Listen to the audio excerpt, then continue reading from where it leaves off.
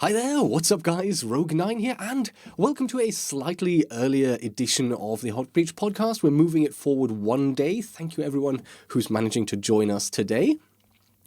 And yeah, I hope you're doing well. We have an interesting episode for you today. We're going to be looking closer at the Six Invitational. There's a little bit more news that's come out since last week, since we discussed it.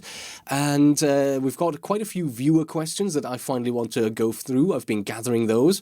And also, apparently, there's a surprise EA game coming out tomorrow, which wasn't really announced, wasn't really talked about, and it's just like, hey, yeah, we're putting out what is rumored to be a battle royale game, free to play, based on Titanfall. That's at least what everyone is assuming.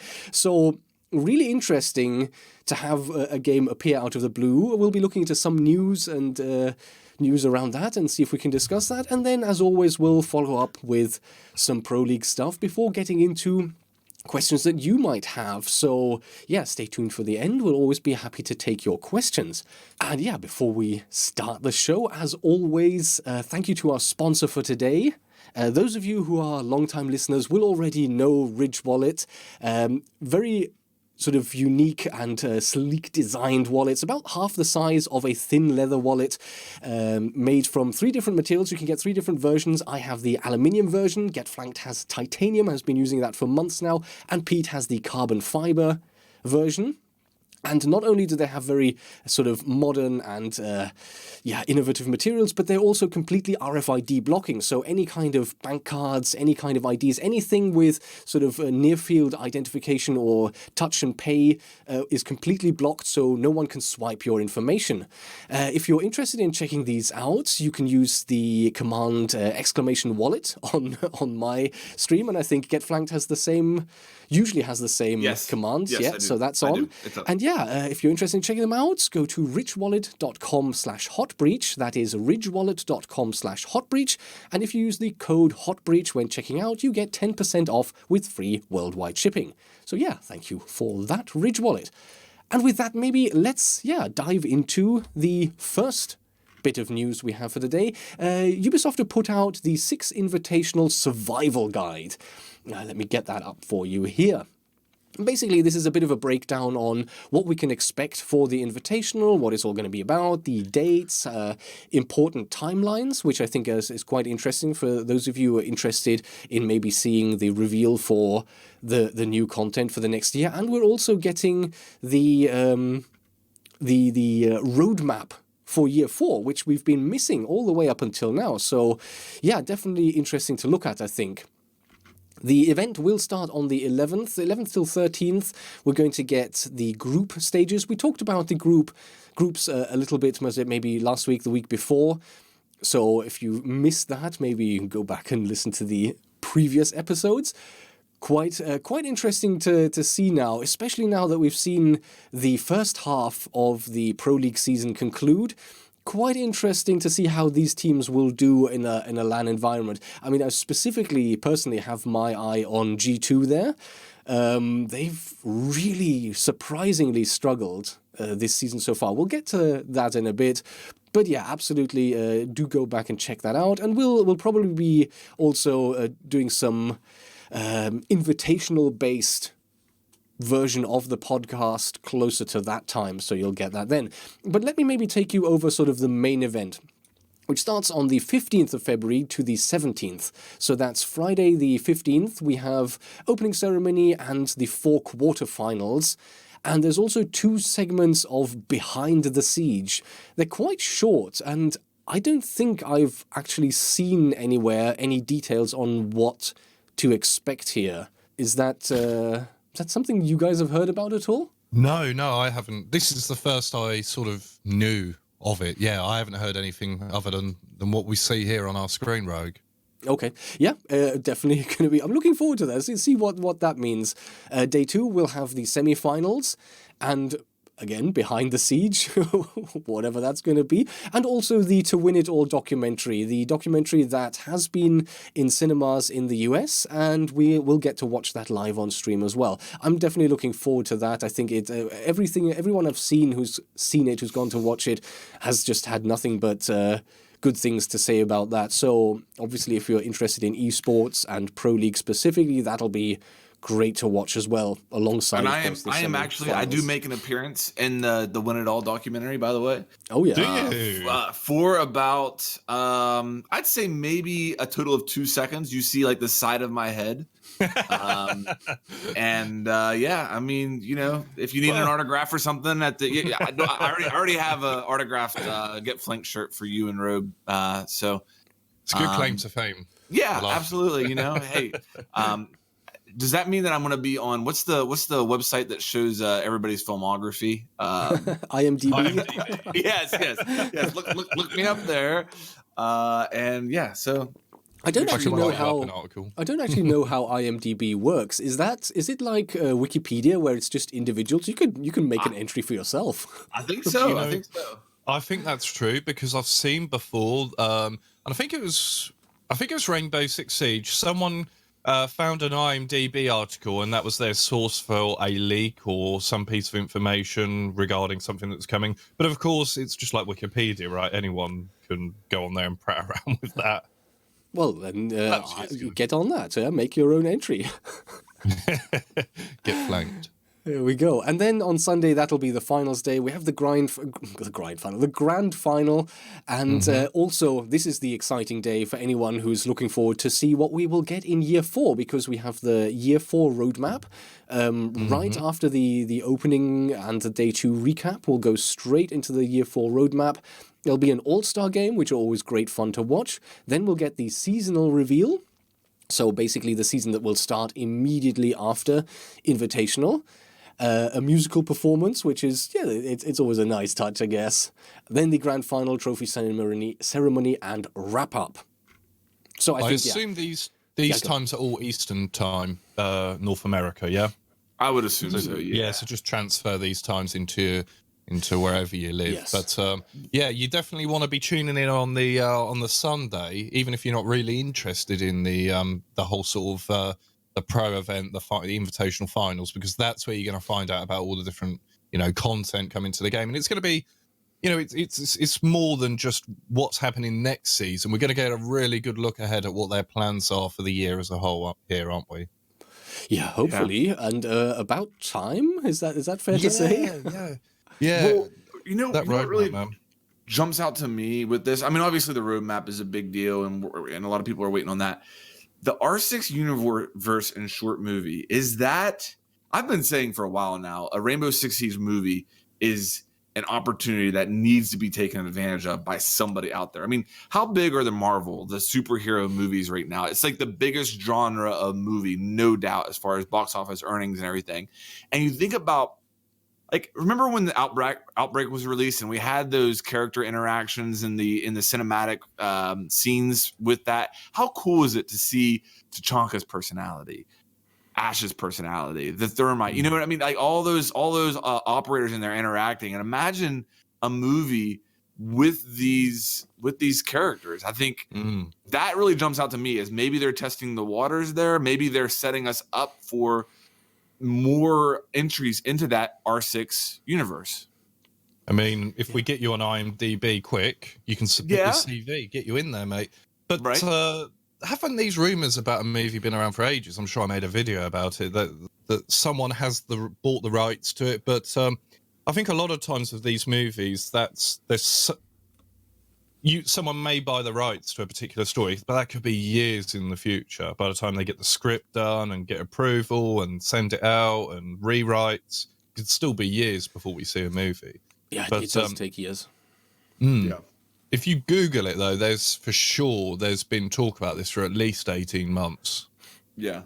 I just think I kind of would compare it maybe to the possibility of structuring the movie like the X-Men, in the sense that you have operators, with different personalities, and you have the good guys and the bad guys. So you wouldn't even have to necessarily divide it by attackers and defenders, but imagine, Habana is, a bad guy, and Thermite is a good guy, and those two kind of work against each other. I don't know. There's a ton of possibilities there. I'm interested to see where they go with that. There is an issue, though, when it comes to a film, because obviously you've got you're fighting against each other, right? Like Smoke's SAS, but he's fighting Sledge. Yeah. So I think any movie would perhaps be less about Rainbow Six Siege, the game, and more about Tom Clancy's novels. Well, Okay, yeah, I get that, but I mean, well, there's already Tom Clancy stuff. I mean, the Tom Clancy, what's the series on Amazon? Yeah. That was actually Jack Ryan. It's actually pretty good. So Tom Clancy has some power there, but I think that every single movie studio out there is trying to cash in on this superhero movie genre phase right now. That's a fair statement because those movies, from what I understand, are extremely popular across the world, whereas a lot of movies don't reach outside of America. The superhero movies are really popular globally, and I think this would be no different, especially if Rainbow Six Siege has a global player base, which I think that you can say that that's actually becoming a thing. I would think this would be a big opportunity.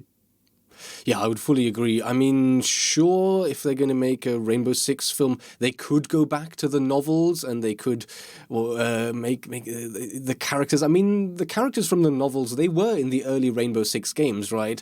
I remember all the way back. Yeah. There's some of the Rainbow Six characters are in. I would think that's a missed opportunity with kind of the popularity of Rainbow Six Siege right now and sort of the almost the cult status of many of the characters, certainly among Rainbow Six fans, but even beyond. Like, you'll get people who probably don't know Rainbow Six all that well. They may still have heard about Tachanka, right?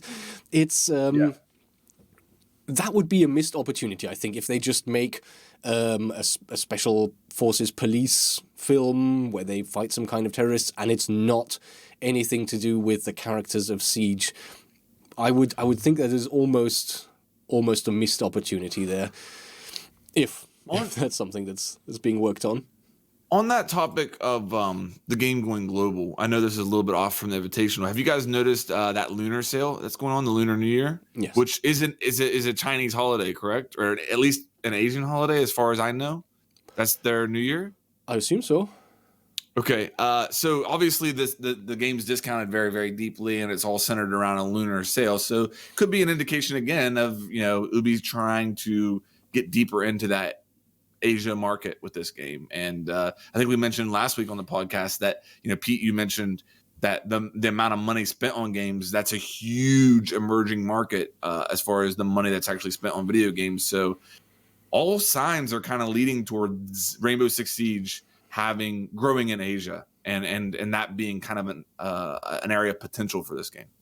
Do you think that would that lead you to believe that there might be sort of a couple of Asian seasons within the year 4 roadmap when we see it? We've had what countries have we had? We've had Japan. We've had Korea and Japan. Yeah, Hong Kong. Yeah. Yes, Hong Kong. So we've had 3. One a year. One a year, I'd say. No, so we had 2 in year 2. Hong Kong and Korea were both year 2. Yeah. Again, we had a lot less last year, though, didn't we? Because we had the double ups. The double up seasons, didn't we? When did we have the Japanese year one? Year 1, year 1, go. season okay, 4. Yeah. Good. Yeah, I mean, I suppose they could always add another one, but there's been quite a lot already. I would wonder what next. North Korea. We've had South Korea. Come on. We've got to bring balance to the force. It would surprise me. Might be a bit early for that one. Yeah, but no, I think that's a big thing. And if you're looking to buy a Smurf, I mean, at this point, guys, I know there's Smurfing I'll get rid of that word Smurf. If you're looking to buy a second account, now's the time. $10 for the standard edition, $39 for the complete edition. Happy Smurfing. You at this point, you just pretty much have to accept it. It's part of the game. People are going to have multiple accounts. You're going to play, against people in ranked that are Smurfing or are leveling up a second account, and it's just part of the game at this point. I mean, you have to just pretty much go that way. That's how it goes. Yeah, and if you haven't checked the sale yet, I think you can also get an Assassin's Creed game for free, completely free. Yeah. It's discounting completely. Yeah. So, I mean, it's always worth adding that to your Uplay account, whether you're going to immediately play it or maybe play it at some point or maybe even not. Just grab it. Wasn't the title of that Assassin's Creed game, wasn't that something China related as well? I think so. I think, and it's not like one of the full releases. I think this was more of a side scroller or puzzle game, right? Yeah, it's something China Dragon or something, some type of. Yeah, that's interesting. Yeah, someone mentioned in my chat as well that it's Chinese New Year, so that might well be it. Okay. So, Do you know? yeah, go ahead. Just while we talk about this, there was this leak ages ago, in with all the DLC that I've never seen anyone really speak about, and it was talking about a potential of a theatre mode for Rainbow Six Siege. If they had a theatre mode, I remember back when we used to make Battlefield content for Battlefield 3 and Battlefield 4, there was some really talented YouTubers and creators, and they used to make little cinematics, telling stories often. If you had that for Rainbow Six Siege, wouldn't that be so epic? You could tell your own little stories. Like, I can almost picture a little series I could do telling stories about all the operators and stuff like that. And I know you can do it at the moment because I've got some cinematics and stuff on my channel for when I've done weapon reviews and stuff like that. And the way people always ask me, how do you do that? The way you do it is you select Fuse, you get the gadget out with Fuse, and then you just run around recording with Fuse with all the UI turned off as much as possible. And then you just put a black bar at the bottom of the screen and a black bar at the top of the screen to cover up the gadget that you're holding in your hands. But if they had a tool to actually just go out and do that, how incredible would that be? Because you could just picture, the awesome content that people would make.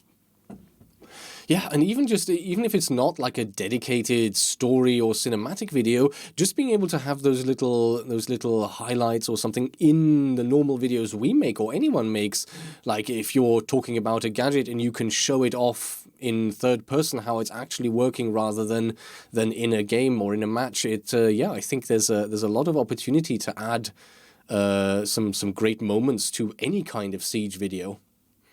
And theater mode would change this game from the ground up in so many different ways, all the way up to Pro League. I mean, for analyzing matches, for being able to see different. I mean, if you're a Pro League coach right now, the only thing that you have is VOD reviews that we all have, unless your players are individually recording their perspectives. But I mean, still, these coaches would be able to go and watch the other team's perspectives, and how powerful would that be? And then, of course, as far as cheaters, I could just, enter a match ID, send that to Ubisoft support and say on the third round, this player at this time is, using aimbot, and they could go and pull that match up, watch the whole match, analyze this cheater. And I mean, theater mode would be such a good addition to this game. Yeah. It depends how it's implemented, right? Because in PUBG, they have it so that I haven't played PUBG in ages now, but they had it so, if I remember rightly, you could go back in, but you could it would be a match that you played, and you could go and just kind of fly around and look around, but only within the vicinity of where your player was could you switch to other players and sort of see what they're doing. You couldn't. Because obviously in PUBG, the maps are so big. But imagine if it recorded every match and it just saved them online for a month or something. And then you could just go in and look back and you go, right, yeah, he was just looking through the wall all the time at me and stuff like that. Yeah, a really powerful tool also if you're, no matter what level you're at, whether you're a professional or whether you just play with friends and you have a regular group of friends and you're trying to come up with strategies, just being able to go in and then review a match maybe from the top-down view or spectating individual players and see how did this match go wrong. We were doing so well and all of a sudden it fell apart, and being able to analyze that, playing it back in slow motion bit by bit, going backwards and forwards, and just being able to see how everything works out. It would be such a powerful tool in terms of improving your own strategies and actually being able to develop some for yourself. Yeah, absolutely. Yeah, for sure. definitely interesting. Now, one thing we were speculating last week, and I'll take us back to this survival guide for a moment. We weren't quite sure, like the Pro League items that we're getting right now, or the Pro League items obviously contribute to the prize pool of the Six Invitational, but also the Road to Six Invitational cosmetics. 30% of the revenue of those. Yeah, I'm assuming it's the revenue, the intake. Yes, it does say revenue, goes towards adding to the prize pool. But in last week's sort of news release, it wasn't quite clear. Is this an additional 2 million or up to 2 million? And I think this sort of survival guide here makes it quite clear that it's up to a total of 2 million. And then interestingly, it says any additional revenue beyond the $2 million limit will be distributed across our other official esports programs. More details to be revealed at the Six Invitational. That is interesting. What do you guys make of that? What does it mean, other official esports programs? Pro League's coming back. Pro League's coming back to console confirmed. Pro League on PS4 next year. It's going to happen. No, I'm joking, guys. I'm not joking. I mean, that's certainly a possibility, I guess. But I don't necessarily think that. But it's an interesting thing to think about. You know, what if they did use this money earned up here outside of that 2 million to, support a console Pro League? Could that be good or bad for the game? I'm torn on this subject as far as a console Pro League, because on one hand, I don't think the audience base right now is big enough to justify 2 separate Pro Leagues. But on the other hand, can you make the argument the majority of people playing this game still today are playing this game on console, yet Pro League isn't played on the platform that they play on? So would viewership go up if we had a console Pro League? I don't think you can completely rule that out. The other thing I like about console Pro League that other people see as a potential negative is parity. Yes, pros on console potato because they're aiming with thumbsticks and there's no auto aim. You will see them absolutely potato and miss out on kills that they should get. But that kind of adds to the fun and the entertainment. Pro League on PC, it's not. I don't want to say it's predictable, but 99 times out of 100, when the person who should get the kill gets it. There's some weird stuff that happens from time to time. But on console, I don't think that's necessarily the case. Because of that potato factor, it makes it a little bit more entertaining in some ways. Interesting. Yeah, I don't know how I would feel. I mean, I always say this, there's so much Pro League right now, even just with the 3 main regions of North America, Latin America, and Europe, and then you've got the whole APAC region as well. I always find it hard to keep up, especially with this last month where basically the entire half season for Pro League has been crammed into 1 month. It was really hard trying to keep up. I had to be selective which match. I'll watch a few matches here and there. Try and watch maybe 1 match from each region, but really challenging to keep up. I think if they now added more Rainbow Six and maybe console, for myself, as someone who actively follows it, I know that I would struggle to add even more Pro League to my sort of daily routine. I agree. Yeah, I agree with that point. I don't feel as though I would be able to watch it. That doesn't mean that it shouldn't exist just because I can't bloody well watch it. I don't really feel strongly either way about it. Like, I'm yet to be persuaded as to whether or not it should come. I can understand the arguments that it perhaps would dilute the one Pro League that we have and take all the attention and all the focus off of that. I'm not sure if that would necessarily be a bad thing. I think as someone that watched the old Pro League in year 1 when it was on Xbox, and I did enjoy it, there was a feeling that it was a little bit more fun, though, on PC because of the snappy aiming and stuff. Those guys were amazing on controllers, but it's never going to look like watching someone on PC. And I suppose this is sort of against the point you made, Frank, but I just felt that it wasn't as interesting to watch on console for that reason than it was on PC. That's fair. Honestly, I can't argue that. I think my feeling on the statement would be, and we're in speculation territory here, would be that it will be money going into other events, as we said before we went live today. Like the Premiership, the events you had in North America, other sort of Pro League and Challenger and non-Pro League type professional events for Siege. Because there's a lot of regional stuff going on. That would be my feeling. But interesting that they say more information at the, during that reveal panel, because it makes you think there could be something big announced. But, got to read between the lines, really. I wonder, because in this last year we've had all the DreamHack added, and there's been the Castle Siege in Germany as a tournament, and then all sorts of, you mentioned obviously the ESL Premiership, which is just basically a UK-based Rainbow Six league. Then you have CCS? Is that the one? Yep. You've got that one as well. I don't think that has anything to do with Ubisoft, though. I want to say that's 100% independent. Yeah. I could be wrong there. But I'm pretty sure it is. What was the one that Rogue just won? Was that? That was the U.S. Nationals. That is Ubisoft sanctioned. Oh, well, that's ESL sanctioned. Yeah. Yeah. Interesting. One thing you mentioned was about the consoles being the majority platform for Siege, but not being represented. There was a tweet that Pete shared earlier, which I'm going to bring up right now. This is from Tabwire. And they have a database of players. And interestingly, now I don't know, obviously, if maybe they only have a certain number of players, and they don't have access to all Rainbow Six players. But they have almost 2 million PlayStation 4 registered players, 1.3 million PC players, and only 1 million Xbox players. So according to their data, PC has now overtaken Xbox for the first time. Yeah, if you look at their reply, it's people that have been looked up. Okay. Yeah, it's people that have been looked up on there. I'll put that up on my screen. Been looked up? What do you mean by that? It's just they've put someone asked them,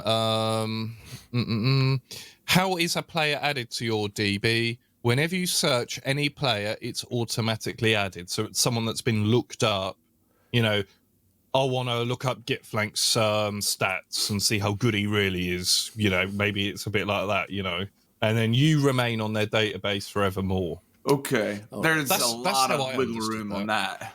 Pardon?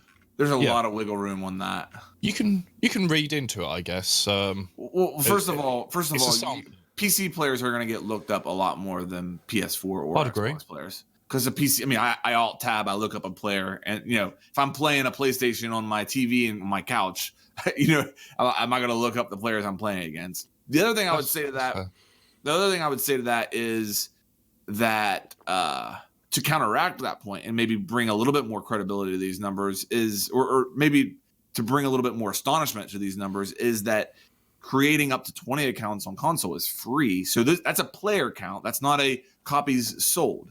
So on PC, to have another account, you have to buy the game. So the fact that PC would be beating Xbox, where each copy sold could equal 20 different players, is pretty astonishing. Mm-hmm. But I think it's definitely going in that direction. Every day I get so many different comments. Hey, I just switched from console to PC. Hey, I just switched from console to PC.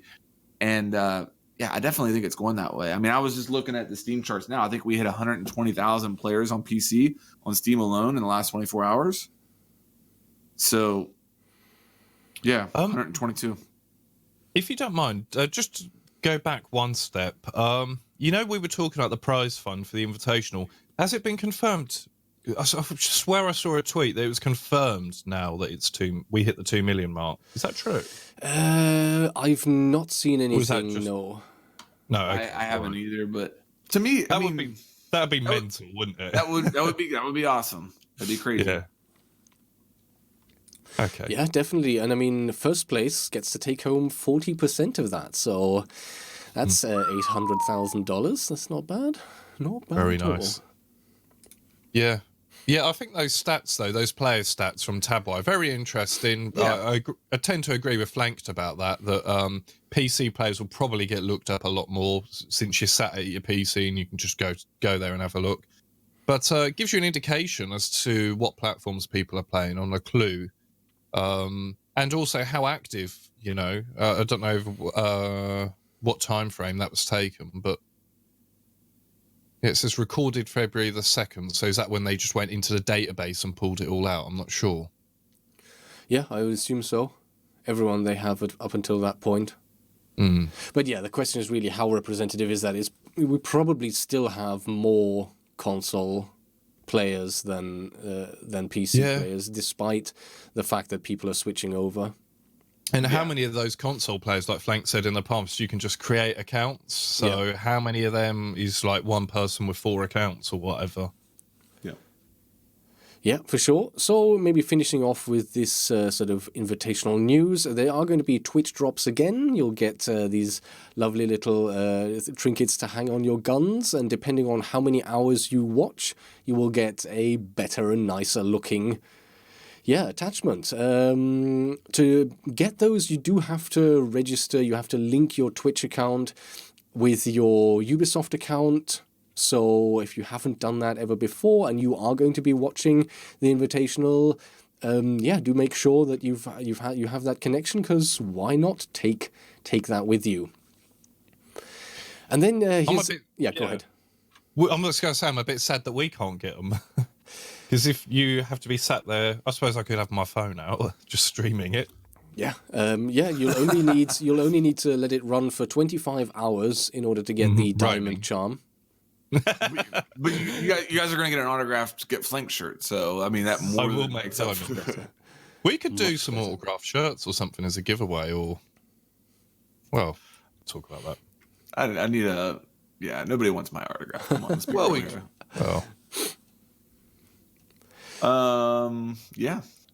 One of the interesting things, and this has caused a little bit of a stir, on-site activities, meet and greet. This is quite interesting. I'm literally reading this for the first time. Attendees will have the opportunity to experience meet and greets with their favorite teams and content creators throughout the event. Literally the first time hearing of it. So you'll get to meet us. I don't have no clue.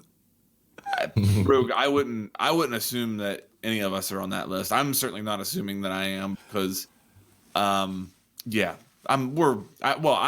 still speaking for myself. I'm still a little fish in a big pond as far as I'm concerned. Anybody who's at the Invitational that wants to meet me, it's this simple. Hit me up on Twitter and we'll work out a meeting place. I'll come say hello. I'm happy to do that. And if you do see me at the Invitational and you don't say hello, shame on you, because that's one of my favorite parts about it, is meeting all of you guys. You guys, like, I know I speak for Rogue and Pete here too. You guys, like, people who support my channel, you guys are like a big deal to me, and I want to meet as many of you as possible. So if you see me at the Invitational and you're afraid or something to say hi, don't be. I want to meet you. Yeah, totally. Yeah, absolutely. It also says make sure to download the mobile app to get the schedule. So people have been asking in my stream, what mobile app is that? There will be a 6 Invitational mobile app that they've created. I think you'll probably be, as far as I understood it, you're already able to download it now, probably for Android as well as iOS. And yeah, it'll give you sort of an updated schedule. So if a match finishes early and they move the schedule around a bit, you can actually see that on your mobile app. So rather than having this fixed timeline that they've shared with us already, and then things get moved around slightly, you have this opportunity to have an app with you, whether you're watching from home or whether you're attending, really. I think that can be useful to sort of always see what's going to be going on live as it happens. So that's quite useful. So do have a look for that. There's going to be a masterclass on creating an operator for only 30 people. It will be hosted by game director Leroy Athanasov and game designer Jean-Baptiste Hallé. And yeah, 30 people get to attend a workshop on Saturday evening where they'll be taught all about how an operator is designed. I think that'd be really interesting. Shame it's limited to 30. Yeah, and I mean, how are they going to decide this? Because this is obviously it's in the publicly available survival guide, so this is open to anyone, whether you're going to cover it at all or just want to go for fun. Yeah. I'd love to go to that. I think, I would go and say maybe the first question, what was the thought process with Blitz? Why did you think it was a good idea to attach a strobe light to a shield? Do you really think? I'll tell you what, you're asking the wrong questions. Who's to blame? I would love to be in that master class. They did something similar at Paris. I didn't get to attend. I would love to be a part of it. I haven't. Again, Rogue. I haven't. Nobody's contacted me saying, "Hey, we're doing this on Saturday." That's the first I've heard of it. So I'm gonna try and swindle my way in there because that stuff really, really interests me. Yeah. And if anybody from Ubi is watching, I will be very polite and respectful, and I'm just joking about the whole Blitz thing. I love you guys. I'll be flanked. I think, for Blitz especially. Look, when he came out, he was kind of weak and kind of bad. He was one speed. He couldn't sprint. All of that stuff was added later. And you remember, people wanted Blitz buffed. They wanted so much. It was for months and months and months, this sort of call to action of buff Blitz.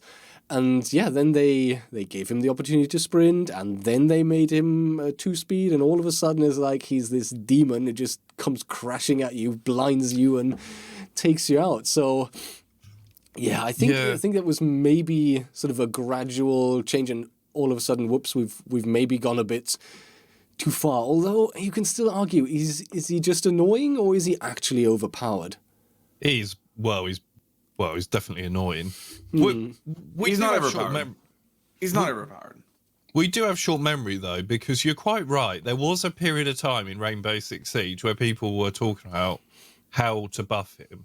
And I probably wouldn't have gone down the road in which they went down. I always felt like half the issue, and this is a good topic for you, was with the shield, and just give him a bit more on the sides like they did with Montaigne, but keep him as a 1-speed.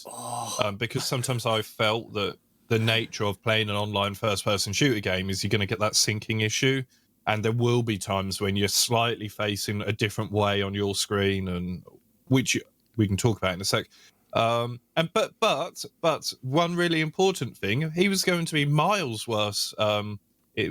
How they planned Blitz was that he would be able to come in on the prep phase. That was their original idea with that guy. Honest to God, Rogue. But the original idea with Blitz, he on the prep phase when everyone's droning, he's able to just go in. But obviously they came back on that. I remember seeing some really old videos of was it maybe the alpha when Blitz still had an SMG-11? So that's sort of the horror stories of pre-release Siege that I remember. But boy, coming in the prep phase, that's ridiculous. But here's a funny thing. Remember at launch, before they fixed the hitboxes to not include clothing like pouches and rucksacks and pieces of armor, and those stupid earmuffs that all the German operators have, back then you could actually headshot Blitz even if he was facing towards you with his shield, because his stupid earmuffs were just that little bit wider than that cutout on the shield. You can actually shoot him in his earmuff and it would kill him. So Achilles heel. They should take Blitz's original head hitbox and just give it to Ash. And then, honestly, on a serious note, though, why isn't Blitz's thing that he's a 2-speed with a shield? Take away the flashing device. I know that's part of his core, but that could be Blitz's thing. And I think that would be less frustrating. Blitz is a 2-speed operator that has a shield. And I think originally there was a recruit operator that was a 2-speed with a shield. And there were actually pros that were like picking him for that. Yep. So we know there's huge value in that. That a 2-speed with a shield is something that's really strong. So why not just make that Blitz's thing and do it that way? I get it. I know that's not going to happen, but no. Literally taking the Blitz out of Blitz. Yeah. I got a comment in my chat. Got a comment in my chat saying he bans him every single game on Road to SI. He has been banned a lot. I don't know how much the SI you guys have played, but Lion, as far as the attacker bans, Lion, but Blitz is probably banned more than Lion. And then Echo. It's tough to find an SI game where Echo isn't banned. But I get why Blitz is banned more than Lion, because if you're Lion, if you're just solo queuing, you're not at an especially high level, then Blitz is probably going to be more of an issue to you than Lion. You know what I mean? Like, if you're playing in Diamond and Plat, maybe you would ban Lion, but I think that makes perfect sense. I mean, Blitz is someone where an individual player who's practiced him quite a bit can be a real menace with him, can rush in, make you feel powerless, just take you out. Very frustrating.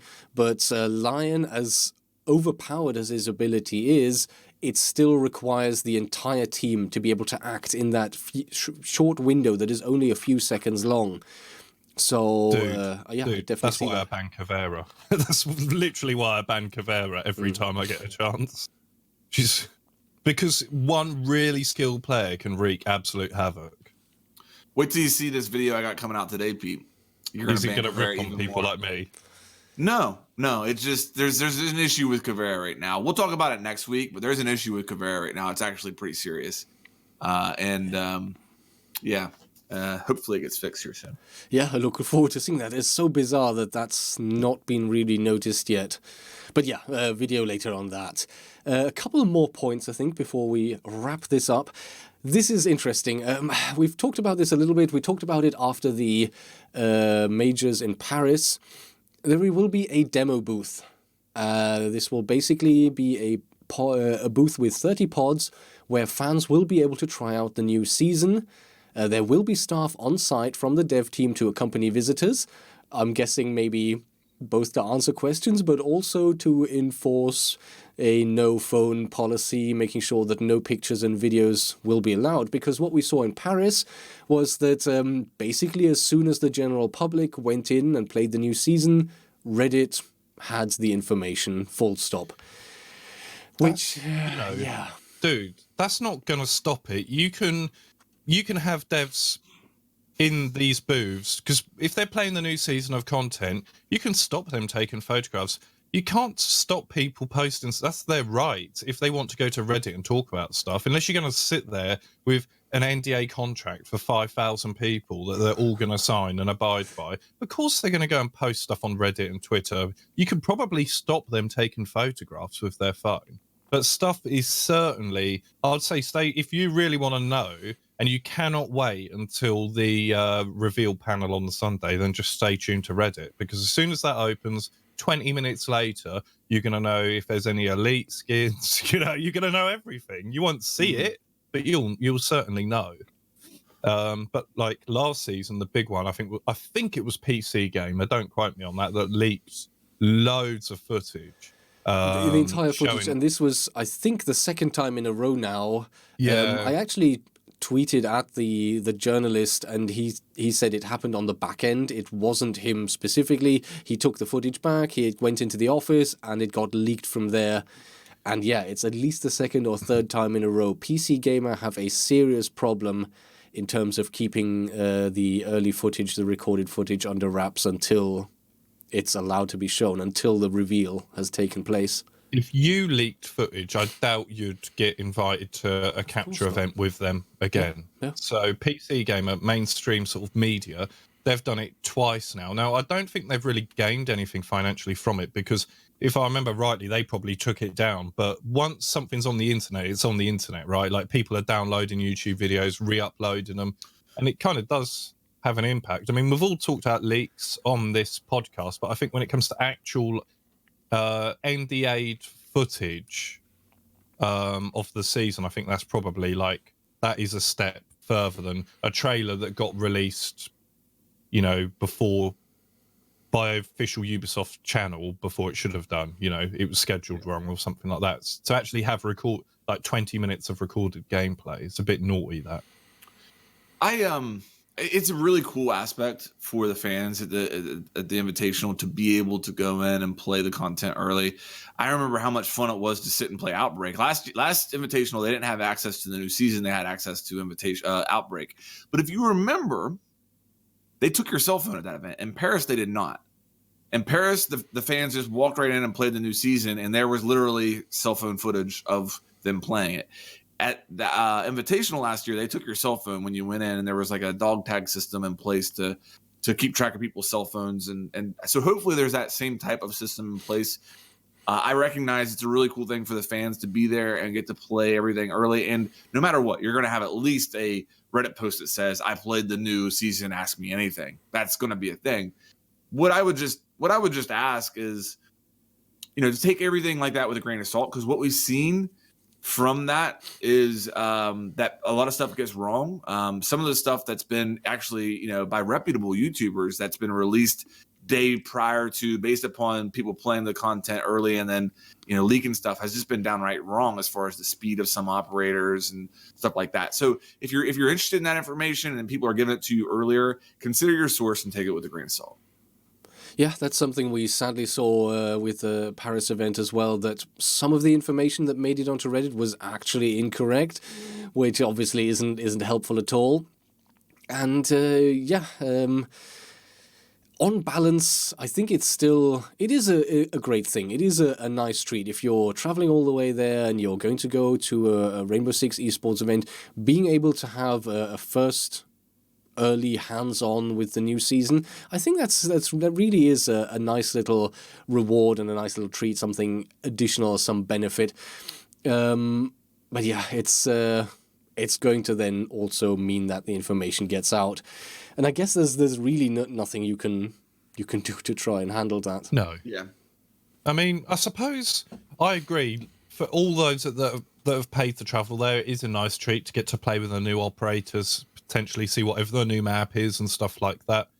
But is there a way that they could do it so that they have the reveal, so that everyone sees what the new operators are, and then they open up those booths? I don't know. But let's be honest. When was the last time we didn't know at that point? At that point, when was the last time we didn't know what the operators were? Yeah, true. Because we're due sort of trailers and that soon, aren't we? Yeah. Really? We're entering. I should think next week we're going to get trailers. So you are right. That is fair. The big thing from our perspective. Let's be real here, okay? We are for most events there to capture content early, put it up on our YouTube. So we do have a little bit of a jaded or a biased opinion here, in that we want that exclusivity. Okay, that means extra eyes on our channel. If there is a video of the operators and gameplay footage released 24 hours before I can release it on my channel, that could directly affect the amount of views that I get. And that can be a perspective that we're coming from here. So fans playing it and then putting out a Reddit post, I really don't care about that. Cell phone footage, leaked footage from other journalists breaking NDA, that does affect me more, and I think that does really hurt us. But at the end of the day, I mean, we pretty much know what the operators are going to be at that point. It's just the gameplay footage that I would prefer not to get leaked before I have an opportunity. Yeah. I suppose it changes from season to season. Like last season, the Moroccan season was pretty decent, I think, in terms of, yes, we had the teasers and all of that, but we didn't really know yet at that point. There hadn't been any data mining. There hadn't been anything around that, so that we really knew beforehand, okay, this is what's going to happen. Is that something that I remember? You mentioned the PC Gamer. I think that was what I was referring to there. We had gameplay leaked before our embargo was up. And then we had other YouTubers who took that gameplay, clipped it, and actually put it back up on their channel. So it got around. It is what it is. Like, at the end of the day, I'm happy to be in a position where I can, get to play the stuff early, and I'm grateful for that opportunity. And I'm going to make the best out of it. For me, I don't control any of what we're talking about here. So I can wish, I can hope, but it's not under my control. All I can do is keep enjoying myself at these events, try and make the best videos I can for the people who watch my channel, whether there were leaks or not. That's what I control. So that's kind of my mindset. Yeah, and these events are pretty cool. I think there's sort of adding more and more activities around actually watching the Pro League. I think in Paris it was really great. Like the entire hall outside of the arena had been decorated with sort of parts of the maps of Rainbow Six, and there was this drone racing thing, really interesting. And something that I was talking about with Cor Ross the other day, I went to a Division event in Paris last week, and one of the activities they had there was kind of like this Dark Zone experience with laser tag. And imagine they would bring something like that to Siege, where maybe they've actually sort of recreated one of the maps or one of the floors on one of the Oh my maps slightly, and God. then you can go in 5v5 with this laser tag. That would be good fun. They had the drone racing in Paris. That was Yeah. kind of cool. But could you imagine them making house? Like making house and then just having paintball or laser tag. Yeah, I'm thinking maybe one floor would be easier, because I can imagine house and you literally get someone falling off that balcony in the entrance area or something. Imagine house and me spawn peeking from kids' bedroom out to the out to the road, because I'd do it. But yeah, I mean, And then teabagging, I'd teabag as well. bringing in something like that could be really really good fun. Yeah, it would be.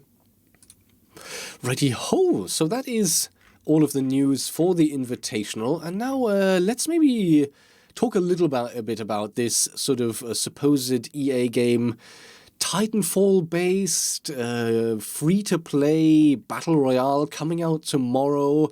Very little announcement at all. I'm seeing sort of news articles from literally yesterday that are talking about this for the first time. Yeah. It's been kind of viral, almost like a viral marketing scheme here. I get hints of that they're trying to do it that way. And let's put a huge disclaimer out here. This is all what's the word I'm looking for?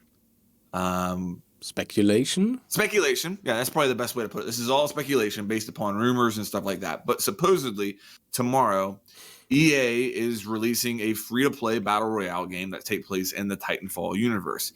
From what I've heard is that it's Titanfall universe without the actual Titans. So they're called the pilots in that game. The pilots are probably what you will be playing as, and some type of battle royale game.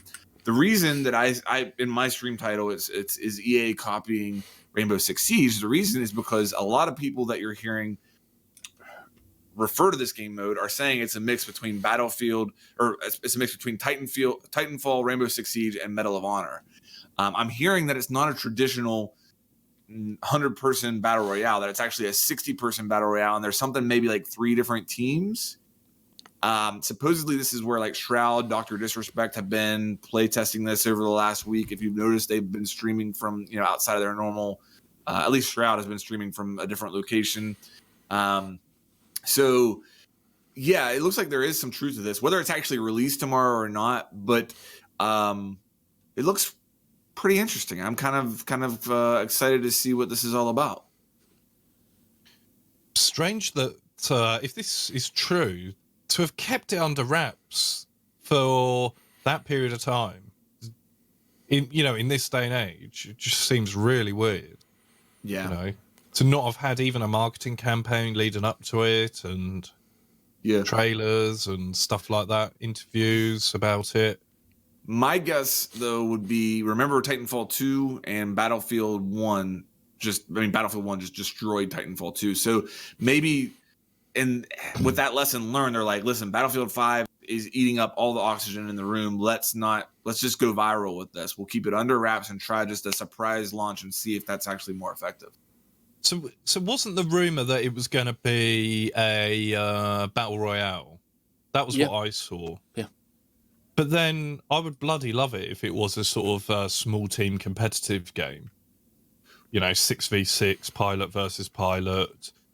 Whether or not they can do it on that engine. Don't they use quite an old engine? Because that's not on Frostbite Titanfall. That's 2. Right. But then some of the rumors... Well, okay, so Jack Frags, he put out a video a couple of days ago, and the title of it was something like Battlefield plus Rainbow Six Siege plus Medal of Honor equals ? And it was a really interesting video. I highly recommend guys check that out. But he was talking about, what if they build a Rainbow Six Siege game, in essence, on the DICE engine? Because the DICE engine already has destruction built into it and stuff like that. And it does make a lot of sense what he's saying there. And I think what his point was, and I think that this is really, really true, is that EA doesn't have a first-person shooter that is an esport title in any way, shape, or form. They do okay with their FIFA as far as esports go, but as far as first-person shooters, they are non-existent in esports. And they clearly that's a weakness. So could they put out a title like this that's very limited in scope, similar to Rainbow Six Siege, a competitive multiplayer game on the DICE engine that would be well received? Now, I think we're talking about two different things now, because I think you're right, Pete. I don't think this game that's releasing tomorrow is going to be on the Frostbite engine. But still, it seems the big thing that I take away from this is there's a lot of people looking at Rainbow Six Siege and saying, wow, and we want a piece of that. Yeah, great. Yeah, I mean, Battlefield or EA and DICE, they tried that kind of with Battlefield Incursions, which was supposed to be the competitive 5-on-5 version of Battlefield, basically. It was a standalone, but I don't think it ever made it past Alpha. I remember it going into Alpha while Battlefield was still out, or Battlefield 1 was still out. It was based on Battlefield 1. You kind of had the classes from Battlefield 1, but more specialized, slightly different, so that you had more unique roles. They changed how vehicles worked to make it more competitive, rather than vehicles are just these all-powerful machines, which obviously they would have been, but yeah, they did try. And when they did it at the time, I never got to play it. I got an alpha key very, very late, and by that time, sort of, it was already dying on the vine almost. So I never played it myself, but yeah, I don't think it really worked well. They gave it a go, and it never made it past that alpha. Is that something they would want to look at maybe in future at some point? Absolutely, yeah.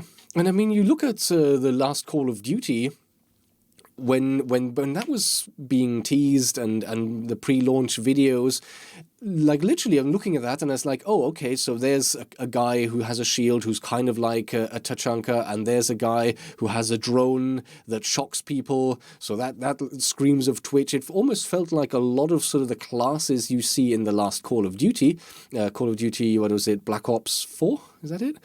Yeah. Yeah, so that again seemed to take a lot of the different ideas of Siege, and yeah, it makes complete sense, because Siege Only has they been... they couldn't help themselves. Yeah. They had to Call of Duty Siege too much. For example, they take Montaigne, but they put a mail slot into his shield that he can shoot a full auto pistol through. They take the Twitch drone, and instead of it being user controlled so that you're vulnerable looking at a screen and easy to kill, it's automated, and it just goes out there and finds the nearest enemy and shocks the hell out of them. Like they couldn't help themselves. So yeah, I think that's a good point that you brought up there, that yeah, there's a lot of people. Imitation is the strongest form of flattery, and I think that there's a lot of people who are looking at maybe trying to imitate the success of Rainbow Six Siege. I think Rainbow Six, what they've done is they've shown a way of monetizing content and not being scoundrels about it, and then having a way that people can always look forward to this new content over seasons, very much like what Fortnite then came and do now. And I think EA must want to do something like that, and they are trying to do something like that with Battlefield 5. Yeah. But where I think I agree with Jack Frags is it would be nice if they wanted to do a competitive style game to just launch a new IP. Yes. Just to have something that isn't held back by whatever people expect Battlefield to be. You know, the open paper, scissors, rock sort of game with all the different vehicles and everything, just to build this game. That I guess in some ways would be a competitor to Rainbow Six Siege, you know, like on the Frostbite engine, a 5v5 or a 6v6, I would definitely be in support of it, because at the end of the day, we're all gamers. None of us are loyal to one particular development studio. We just want to play the best game out there, and competition is a really good thing because it will just push the games on to be better and better that we are playing. So I would love to see them do that, but I wouldn't want them just to rip off Rainbow Six. It would have to have something, you know, its own sort of unique selling point. But the initial thing that comes to my mind when talking about, if we're talking a game similar to Rainbow Six Siege, I do not feel that the movement in any Frostbite game I've ever played would work well in CQC. It works well in a large scale game, and even in like the close quarters of like the TDM game modes or like the small map games. But if we're talking about, picture the movement you have in Battlefield inside of house, and just the way that you're playing Rainbow, you know what I mean? Like Yeah, I'm sure they could get around that. I mean, the tick rates is a lot higher, isn't it? Rogue, you all know this. What's the tick rate for Battlefield? Isn't that? I don't know. No, But it's 60 hertz. It's 60 hertz. I think it's played on 60 hertz servers, right? Ooh, I couldn't say. I honestly couldn't. I tell you what. I mean, we moan about Pika's advantage in Siege. In Battlefield, it is horrendous. Yeah. It is the only reason Battlefield gets away with it the way it is right now is because it is an open world game, much like PUBG in a way. Because I say open world. What am I talking about? I mean, large open map. Multiplayer, much like PUBG, because when you're fighting at longer distances and you have bullet travel time and bullet drop, then the sort of the Pika's advantage and the problems you get with any kind of latency, they are far less noticeable. But when you get up close in Battlefield and you run around a corner, even though you have no, or well, apart from sniper rifles, you have no one-hit kill weapons. Headshots don't kill you immediately. You still need like 2 or 3 headshots with most weapons. It's even though it doesn't have that, which I think is something in Siege that really highlights Pika's advantage, is the instant death you can go through. Even without that, you can notice that Battlefield has some serious improvements still to go through. Just had a comment in my chat about Battlefield 3 Close Quarters, which I'd almost forgotten about that. Have you guys played Battlefield 3? I remember that. Brilliant. Yeah. But is that close quarters still even remotely close to the scale of Rainbow Six Siege? I feel like that's even bigger. Like, and it's outside. Like, you know what I mean? Once you get in tight hallways, if you're playing the majority of your game inside one of the buildings of Battlefield, how well do you think that movement feels? You know, I always just remember, like, if I'm running up a staircase in Battlefield and I come around a corner and there's a guy really close, I don't feel like the movement in Battlefield is built for that encounter. Whereas in Siege, I do feel like it is. Right, but that's just my opinion. I could be just remembering it wrong. I don't know. Here's the confirmation. So at launch, they said that it would be a 30 hertz tick rate for Battlefield 5 on consoles and 60 on PC. Not that makes any difference. Like I said, I've been playing Battlefield, and it has more issues than tick rate to think about. In terms of this new game, this surprise game, Apex Legends is the rumored name.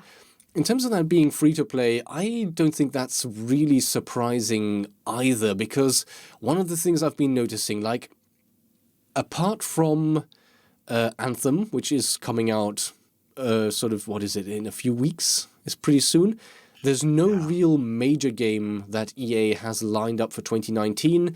And 2018, okay, at the end they had Battlefield 5, and okay, you'll probably have the FIFAs and whatnot, but apart from that, those are the two big games, Battlefield 5 and Anthem.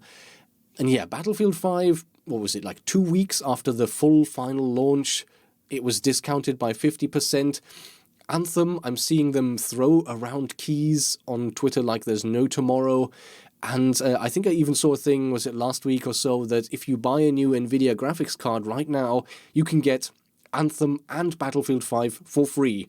So they're giving away their two major premium games for basically until 2020. They're giving those away. So I think it's a really clear indicator that they are doubling down on this sort of free-to-play, post-launch monetization model. So it doesn't surprise me at all that with this game, they've just gone, let's just make it free right from the get-go. But look at the build-up Anthem's had. And we don't even know the bloody title of this game that's apparently launching tomorrow. That's a good point. Yeah.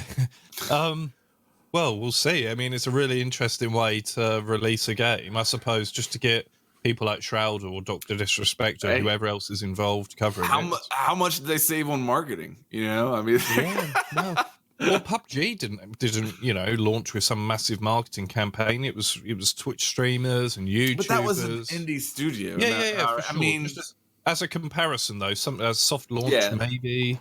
Well, I think it comes down to them learning from past lessons. Battlefield 5, just went through a huge marketing campaign, and they're still really trying to promote that game. There was just the first season, right, was a release as far as first like big DLC was released not that long ago. You have Anthem, and then you also have Battlefield 5 Battle Royale, the Firestorm game mode. It's going to be released here soon. Point. So, I mean, yeah, I don't know. We'll see how this goes. I think free to play is the way to go. I agree with that move. I would also say that if they would have spent a lot of time trying to market this game mode, it might have taken away from their other titles. And there's only really so much attention they can gain. And it probably would have been, I'm guessing it would have been maybe Anthem that suffered the most. So maybe they're trying to not destroy Anthem by marketing this in the way that is traditional. It also gives them a whole bunch of freedom, really, because if you think about, I think one of the things that really hamstrung the launch of Battlefield 5 was the fact that once they announced it, they were on a timeline. And okay, they delayed the launch because the game just wasn't ready, but they had forced themselves into a corner by saying this game is coming out, we're ready, here's all the stuff. And then it really just wasn't ready. So by not announcing a game at all, you give yourself absolutely all the freedom in the world. Hey, if it's not ready this month or next month, we'll do it in whenever, 6 months, whoever. It just doesn't matter. You can bring it out when it's ready without having backed yourself into a corner, without having put pressure on yourself. And yeah, I think that in and of itself is quite an advantage because Battlefield 5, it's a Battlefield game, and if you like Battlefield games, you may like that. The only problem with it is firstly, it wasn't ready at launch, and it's still struggling to catch up. And the pre-launch discussions were not helpful in convincing people to buy it. But don't you think the timing of this is unusual? So are we talking about a full release, potentially tomorrow, of a new game that most of us haven't heard of, at least until the last week or few days or however long it is? And then we've got Anthem coming out in just over 2 weeks. Obviously, there's going to be all different launch dates and whatnot. Yeah. Being EA and all their different things, but that's in a couple of weeks. Did you see? I'm sorry, I kind of stopped you real quick. Did you see that graph of here's how to access Anthem? I'm sorry to the listeners and everybody. I should have this ready to pull up, but it's so convoluted as to how you can get access to this game and to the beta for that matter.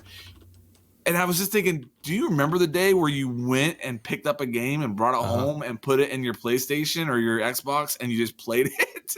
Yeah. And now it's like, you can subscribe to our premium service or you can subscribe to just the basic service. You still get access, but when you get the beta this day, when you get access this day, oh my God, why do we have to make it so difficult and convoluted for people to buy and play your game? I know.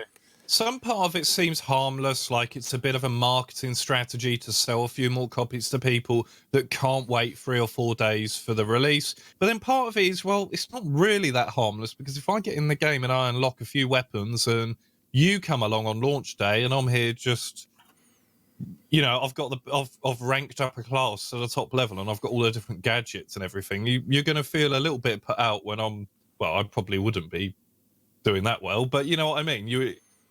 There is an element of that there is an advantage to be the earliest possible adopter of a new game.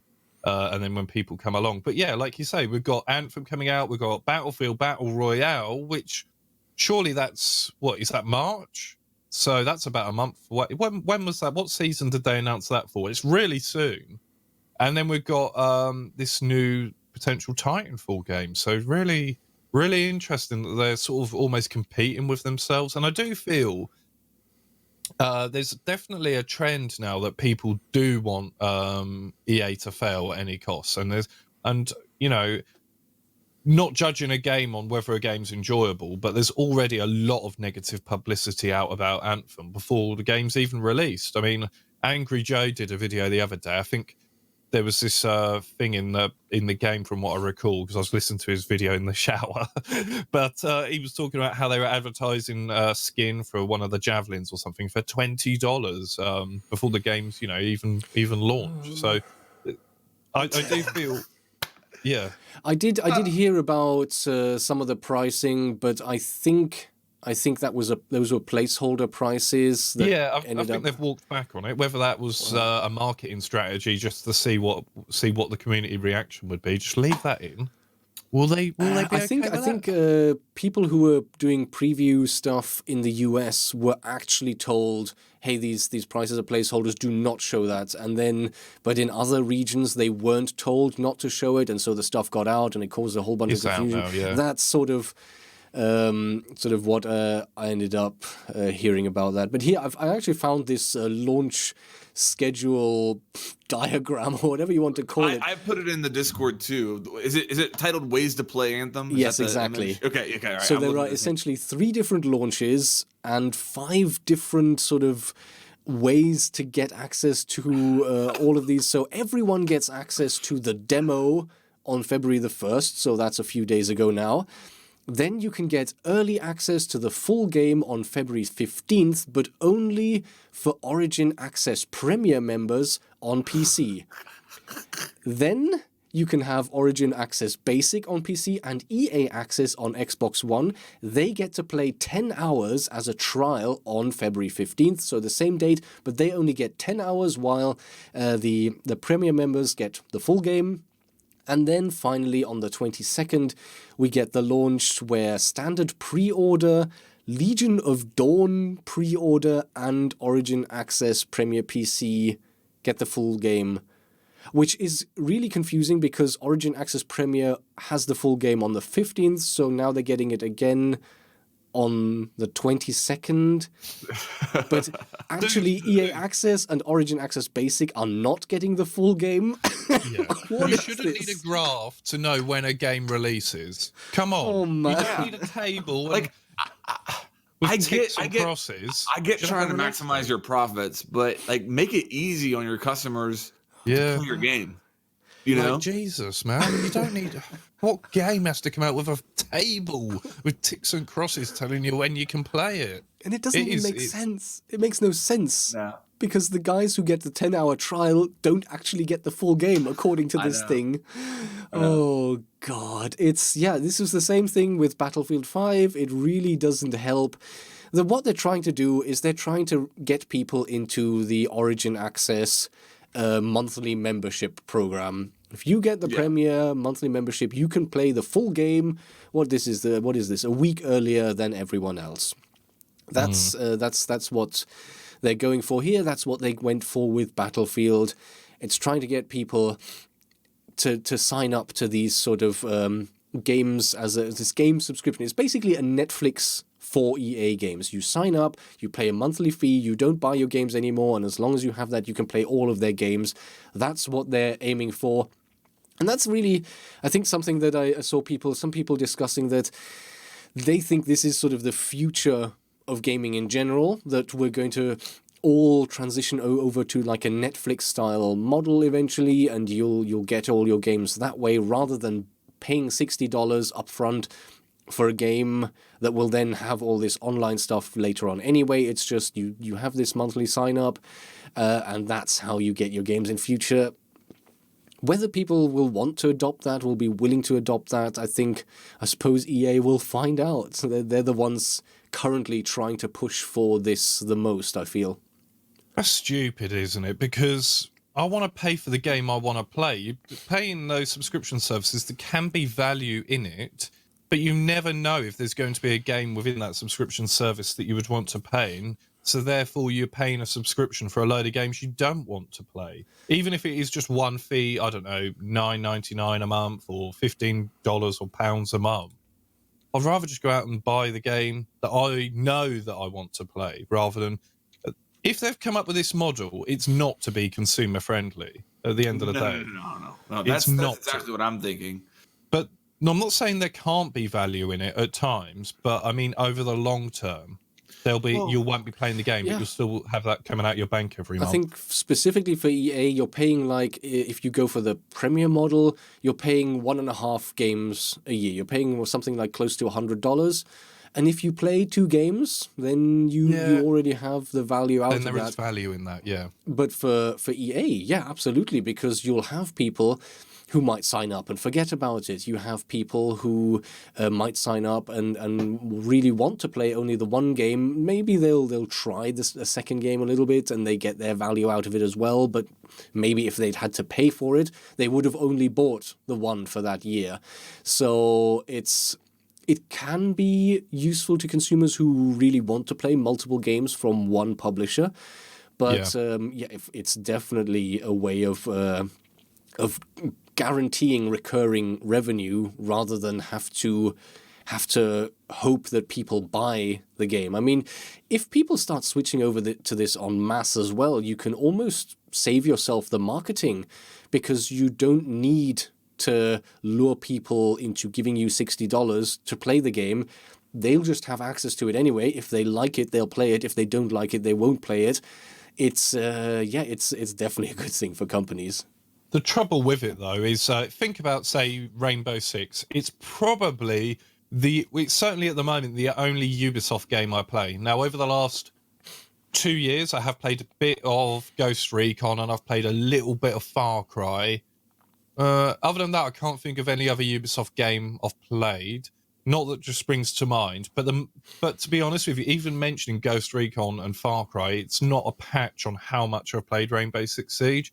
So the point I'm making is, had I not been able to purchase Rainbow Six Siege one-off for £40, 50 quid or whatever I paid for it, and I was paying this going on subscription service to Ubisoft, I'd be so far out of pocket, it'd be unreal. If that was the only way, like you say, this is the future. If this was the only way to play Rainbow Six Siege, it's like comparing paying 40 or 50 pounds or dollars or euros up front or paying 10 a month. I'd be way out of pocket. Yeah. Because I don't play other Ubisoft games. And also because Rainbow Six is a live service, and to their credit, they're not trying to ram a new game down your throat every year. They let the game evolve for years to come. So by virtue of that, you would actually be worse off than having a new game every year, because you'll be paying for that one game that's 5 years old every month, as long as you're playing it. So Helby in the chat says predictability of revenue is the thing EA is after with that, and I think that's a good point, because it would make your revenue less volatile. Like if you have a bombed release, that a game that you project maybe to bring in this much and it just bombs, if you have all of your customers on a subscription service, are they likely to unsubscribe just because of that game? Probably not. So your revenue would still stay flat, even though you didn't hit the mark. Maybe you don't gain as many subscriptions as you were hoping to with that release, but you don't necessarily lose as much money either. So I think that's a great point, that just trying to put themselves in a more predictable position and less volatility is probably what they're going after. I mean, how many subscriptions have you guys got? I mean, I do pay for that Origin one. I canceled that. I got the Netflix, Amazon one. I've got HBO Go, I've got Adobe Premiere. I do that. You can only do that on a subscription service. Amazon Prime, do you count that? Yeah, I would. Yeah. Back in the day, it was like that whole thing. You know, if you go back, sort of, people would buy things on catalog. They'd come around your house about 20, 30 years ago, and you go, "Oh, it's only £4 a month." Yeah, only £4 a month for the next 25 years, mate. It's like just to buy a jacket in the catalog or whatever, and it's that thing. Yeah. It's only £4 for them, or it's only $7 for that. That one's only $6, and you go through and look down at your finances. You've got so many subscription services coming out. Yeah. Well, one thing that I try to get across to people anytime they'll listen is, a lot of people, I don't know about overseas, but in the States, a lot of people are renting their actual router and modem from their internet company, particularly Comcast. Comcast, whenever you sign up for internet to them, they come, they hook you up, like, here you go, here's your router. And they don't really, it slides under the radar. We're charging you $11 per month for that. But you're going to have internet for your entire life. So I caught on to this. I think I'd had it for like 3 years, but you think about $11 a month over 3 years. How much is that? How much did I pay? And it's not a special router. It's like a, run-of-the-mill Netgear router. So I canceled that immediately, went out and bought, a high-end router. It'll pay for itself in a year. And that's business. And I've got more control. I can prioritize devices on it. It's literally built for gaming. You know what I mean? Like there's so much of a better experience now. And like subscription services definitely get people. There used to be like a game service as well, where they would send you a game and you could keep it for as long as you wanted, and then eventually when you send it back, they'd send you a new one. Yeah. What was that? Yeah, what was that? I forget what it was. Does ring a bell, that.